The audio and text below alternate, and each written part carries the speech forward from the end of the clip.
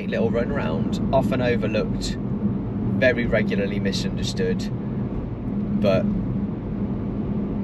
genuinely drive one, have a go, and spend a week with it and tell me that it doesn't get under your skin.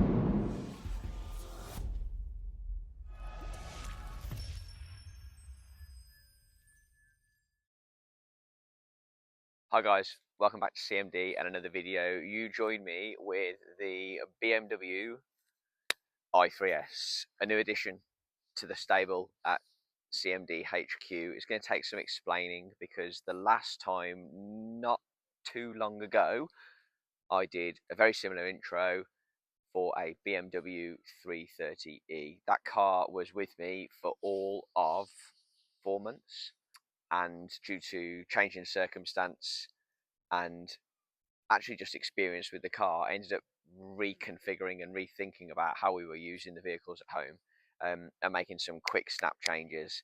That led me to where we are today in July 2025. But actually, I picked up a different i3 in December 2024, only to replace it with the i3s in February 2025, which is the car I am stood with now. So a lot of explaining to do there, which I will get to, I promise. But firstly, yes, here it is. If you're new to CMD and you haven't seen one of our videos before, we've been set up as a YouTube channel, all with a difference. All of the revenue that we generate here on YouTube is donated to local, national and international charities and good causes. Put quite simply, by watching this video, we'll generate revenue. That revenue lands into a designated bank account. I share that bank account information with anyone who asks for it, and I donate all of the funds received. I cover the tax bill out.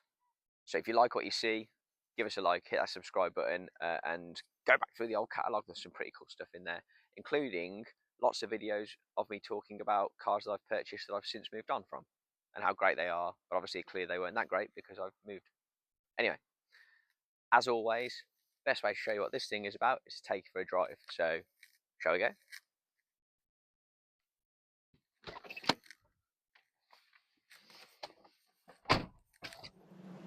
Welcome to the i3s.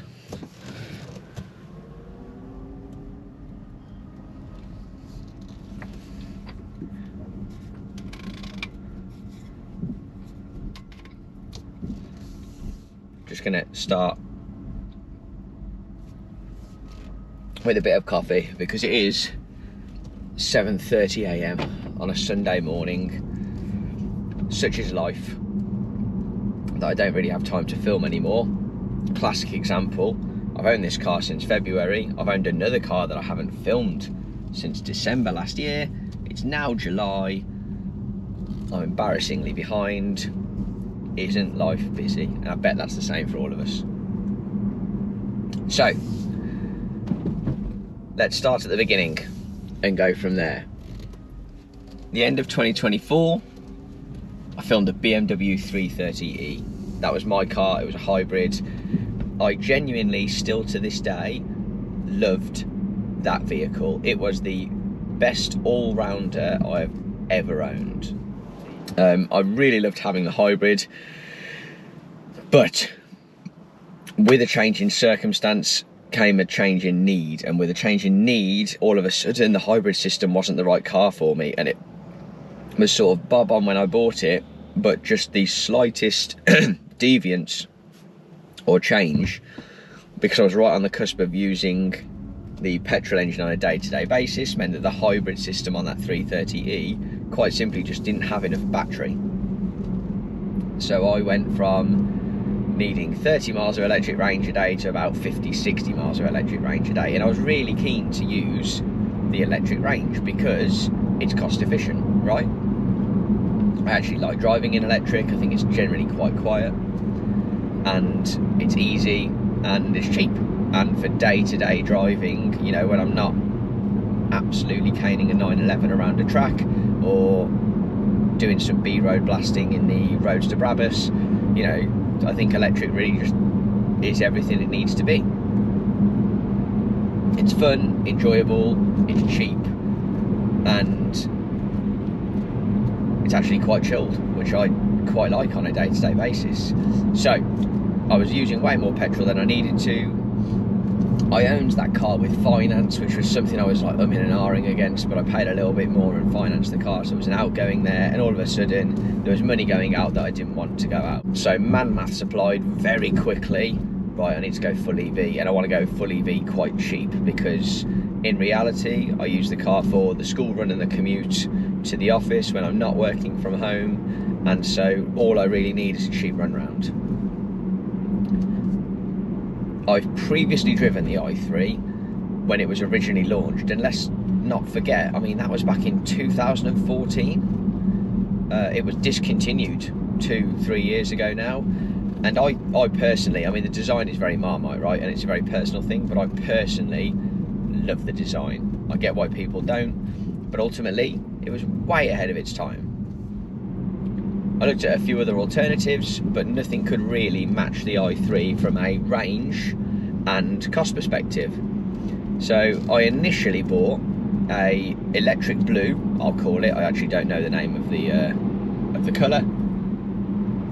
Alpina D3 bi-turbo estate in baby blue. You, my friend, are commuting in style. So originally bought a much older range extender i3, not the S, and that was in December 24. That car was superb. The ride was actually better than the S, quite comfortably, and I genuinely immediately knew that the i3 was the right car.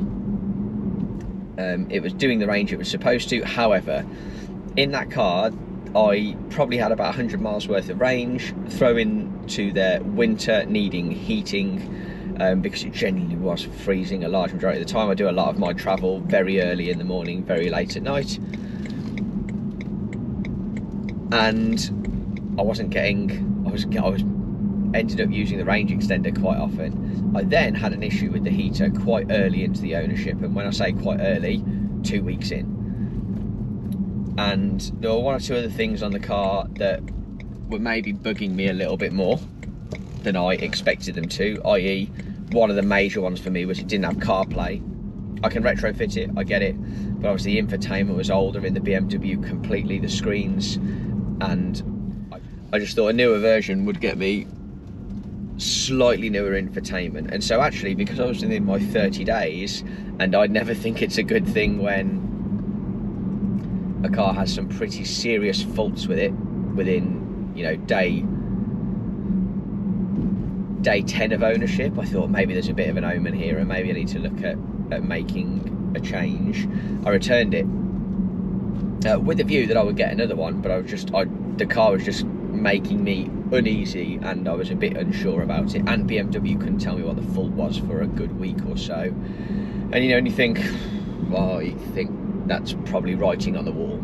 So I then found this in-group stock with the dealer that I was dealing with. It was much newer, much bigger battery, no need for a range extender. When I fully charge this, it shows anywhere between 170 and 180 miles worth of range. I'm presently showing 179 miles worth of range.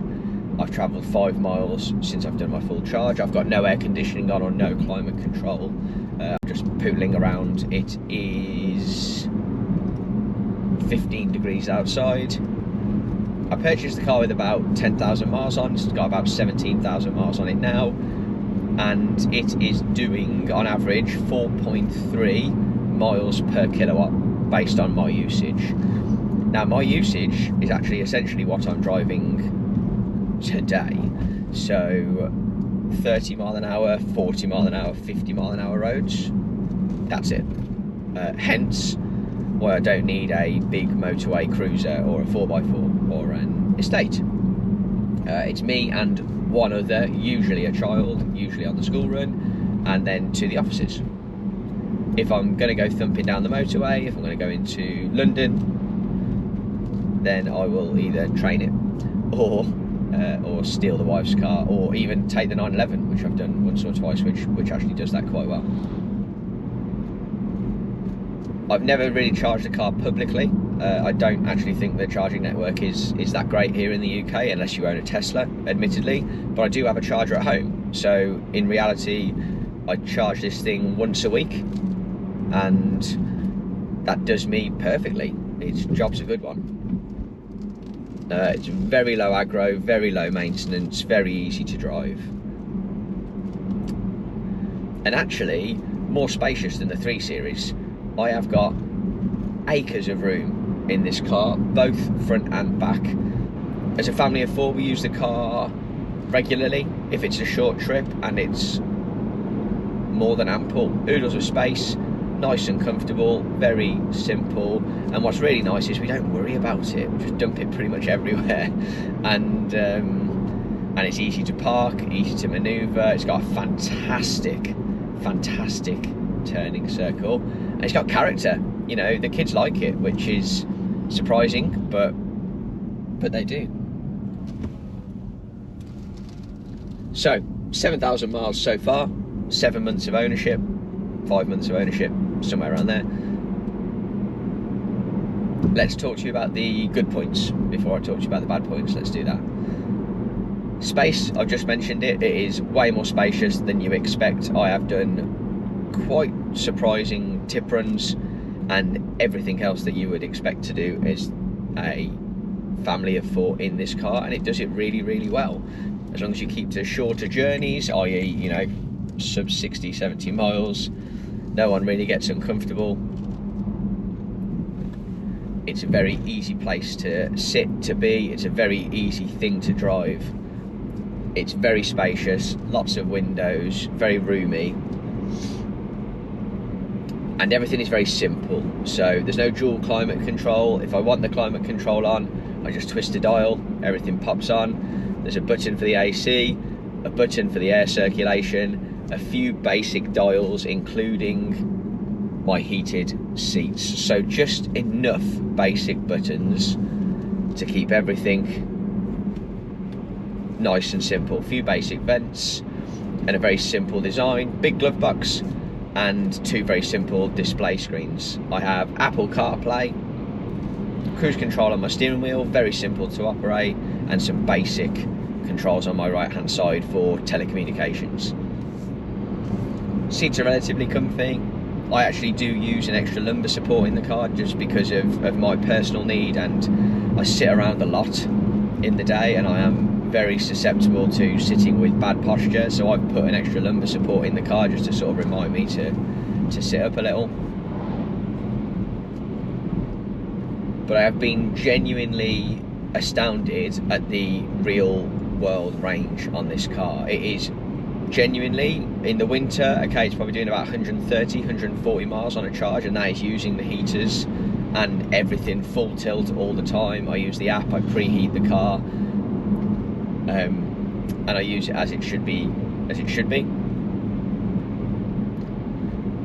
In the summer, at the moment, I am getting 180 miles worth of range out of the car. I have done 200 miles, but that was a very, very select number of days on a run where I genuinely couldn't get above 30 miles an hour and I didn't need anything from the car. So, you know, genuinely, it's doing about 170 every day in the summer on charges. In the winter, like I say, probably about 130, 140. So it's as you would expect, but I've not seen degradation from the battery anywhere near what you would expect at the moment. In fact, if anything, I think it's getting better. I don't know if that's me learning to drive the car better, which could be the case, or if it's the battery selling in. I've got no idea. The only other thing I would say is a major perk of the car is that it's actually quite a lot of fun to drive. You are on quite slim tyres. You get an extra 20 mil, I think, on the S compared to the i3 as standard, and some lower springs. But you know, whizzing around town, this thing is pretty sharp, and I think at one stage was the fastest car BMW made 0 to 30, and it is, yeah, it's quite quick off the line if you want it to be at the lights, along with a superb turning circle. You can turn around anywhere and it will do it for you. It's pretty fantastic. So it's everything you would expect from a good, lightweight city car. So from that perspective, it's doing its job.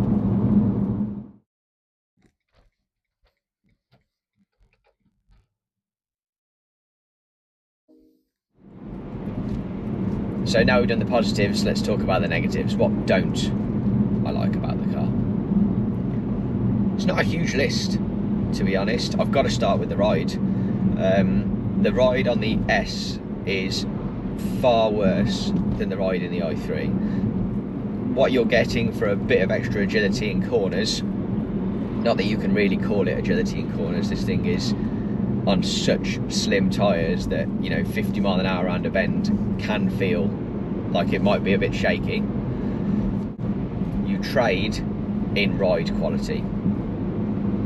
A large majority of the roads that I drive generally are B road, A road, B road, British, UK, countryside, if you can call it that, and you can get thrown around quite a lot in this car.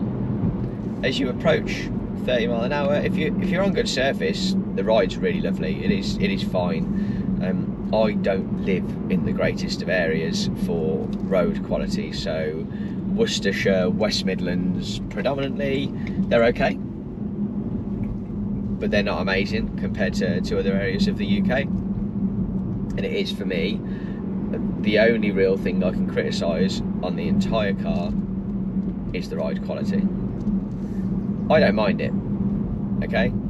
It's doing a job for as long as this car needs to do a job for. Chances are this will change in the next 6 months, depending upon circumstances and things outside of the world of CMD. But we'll see, right? If I have to live with it for the next 5 years, I genuinely could. Would the ride get on my wick? Yeah. Yeah, it would. And I think it's important that I'm honest about that, because you can live with it, can't you? But would you change it if you could? Possibly. Definitely. But I think it's important to know that as a thing that I live with on a day-to-day basis, this car really has sort of caught my imagination and my attention. I genuinely love the understated elegance, and I genuinely adore just sort of the understated brilliance of it. And if you think about it, you know, despite a little facelift, it never really had to develop. And I know they don't make them anymore, but they really could. And if anything, these cars are more relevant now than when they were originally made, if you look at the market. And for this price point, I mean, I did a bit of haggling on this car because of my circumstance and because the car that I originally purchased wasn't right, and they were keen to sort of keep me happy, which they did really well, in credit to the dealership that I was dealing with. I think this was listed for 17 grand, and I think I got it a smidge over 15, which is actually not too bad, all things considered. You know, for say 16,000 pounds, what else can you buy? Sub 20,000 miles, carbon fibre roof, you know, recycled materials, carbon chassis, suicide doors, lots of space, economical, 4.3 mile kilowatt of range, pretty fast to charge, all things considered. BMW build quality, I don't think there is anything out there. And, you know, cheap to tax, which you now have to do, annoyingly. Wasn't the case when I bought the car. Cheap to insure, very cheap to run. Great little run around, often overlooked, very regularly misunderstood, but genuinely drive one, have a go, and spend a week with it and tell me that it doesn't get under your skin. Usually when I film cars that I own, it tends to be a bit of a kiss of death in a lot of cases. Don't know if that'll be the case with this one or not, truth be told, but that's not actually the car's fault, that's just circumstance. So yeah, a lot going on at at home away from cameras, which may or may not mean change, but that's okay. Change can be good sometimes as well as different. Right guys, if you've made it this far, thank you for tuning in. I know the videos are few and far between. That's just a me and a time thing at the moment. Life is busy. I hate that word, but it's just such a great description of what's going on at the moment. And I'm sure you guys are too. I do what I can when I can. And I really appreciate that you guys have taken the time to tune in, watch the video. Don't forget, all the revenue we generate is donated. But for now, I'll say thanks for checking in, and hopefully I look forward to seeing you again soon. Cheers.